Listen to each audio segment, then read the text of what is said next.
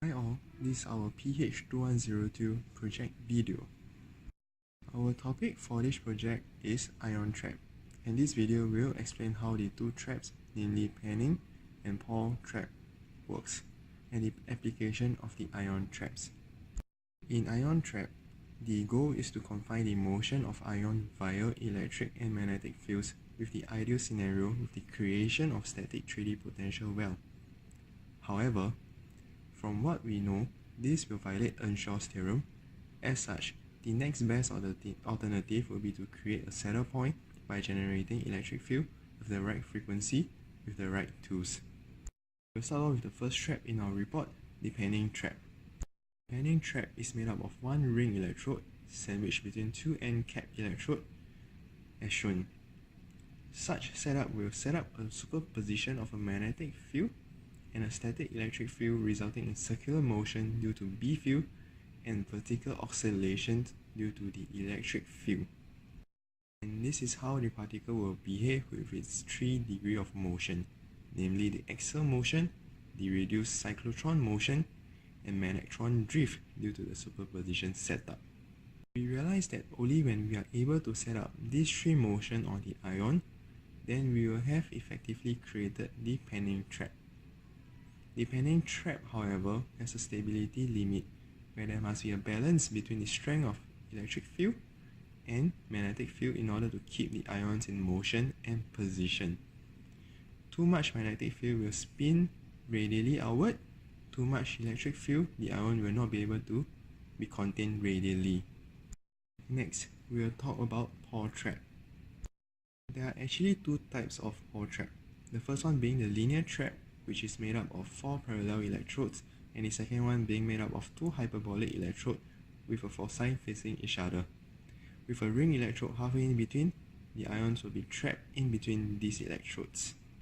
Both of the trap works by using alternating current at a fixed frequency, such that we can create a saddle point to which the ions can be trapped. For linear trap, the pair of electrodes positioned opposite each other will always have the same charge.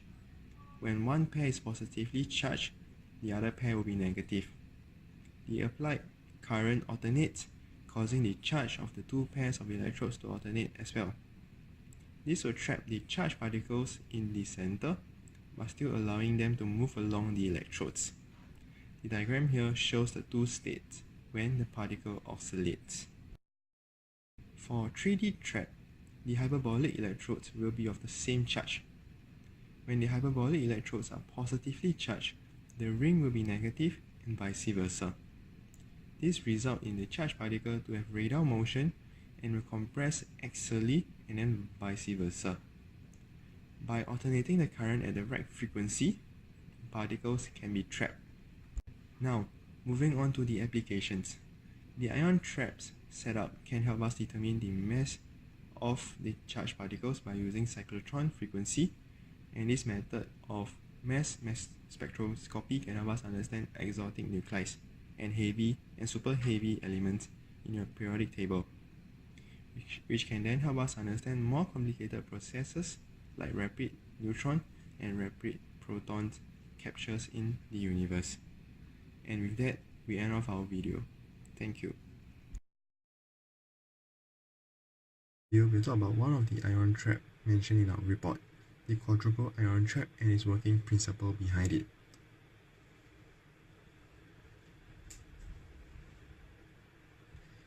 In physics, it is well understood that particles can be trapped in a potential well. One of the potential wells is a quadratic potential well, which can be described in 1 dimension, kx squared, and it is the result of a restoring force F equals to minus kx. A particle without enough energy will not be able to escape the potential well and will remain trapped and will undergo simple harmonic motion in the well. This potential can be generalized into 3D, which can be expressed in the Cartesian coordinate, as shown. This potential is then required to trap the object in its 3D space.